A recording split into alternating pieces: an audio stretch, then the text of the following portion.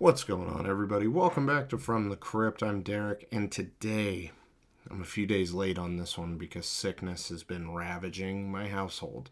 Hopefully, all of you are doing okay. But I want to talk about Nosferatu, directed by Robert Eggers. Now, I saw this on the day after Christmas, and I originally intended on putting a review up that day, but like I said, sickness. It's been everywhere. I'm still not even feeling the greatest, if I'm being 100% honest. But this is going to be, we'll say, very, very mild spoilers to spoiler free. There's one thing in here I feel I have to mention, which some people could consider a spoiler. I don't really consider it a spoiler, so very mild to no warning whatsoever, because I don't want to ruin anybody's experience with this movie. And hopefully at a later date, I know Jacob and Toby have seen the movie as well, we could do a much more in-depth spoiler discussion about it, because there's definitely a lot to unpack from this movie. Alright, so the world's worst super quick plot synopsis coming at you.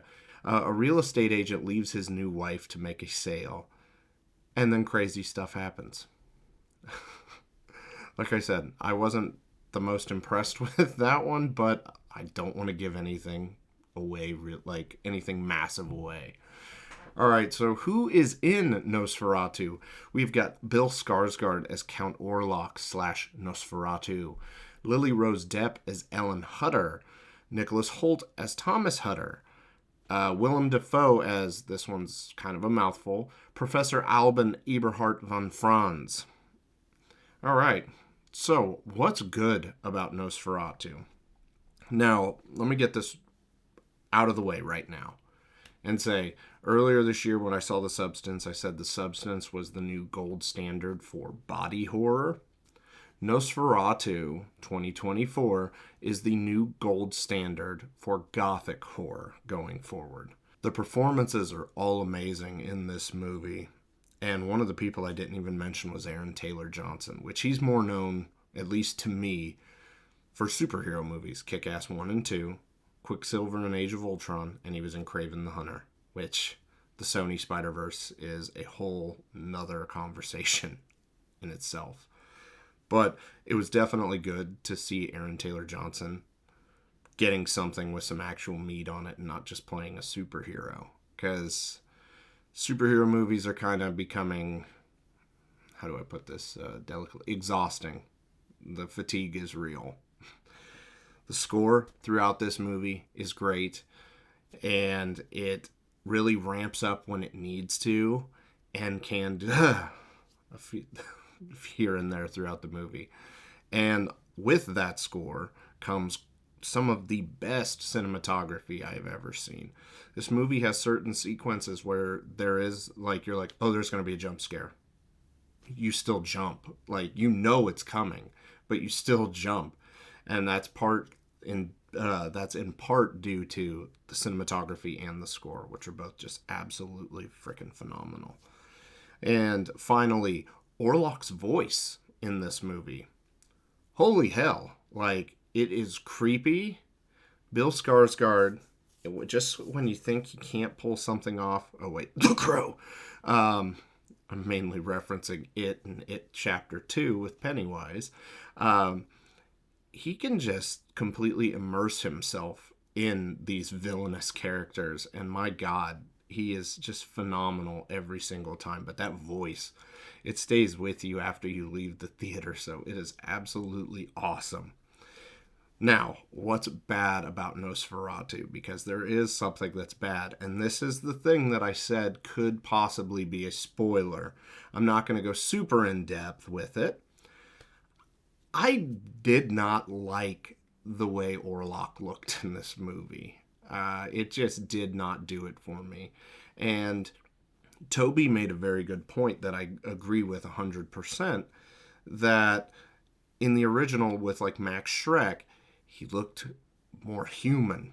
And so that's what makes him scary. It's just, you can see that. In this, it was like he went full monster with it. So that was disappointing. And I want to do a rewatch of it to see if my opinions change on it, to see if now that's like, okay, because I kind of had the expectation that it was going to be more in line with Max Schreck as well. And so my expectations were definitely thrown off by that. So a rewatch to see if the idea's finally settled in and then if I'm happier with it. So since I've already mentioned rewatch, let's just move into rewatch, buy, and review. Would I watch this again? Yes. As I already said I wanted to, and I definitely cannot wait to. Would I buy this?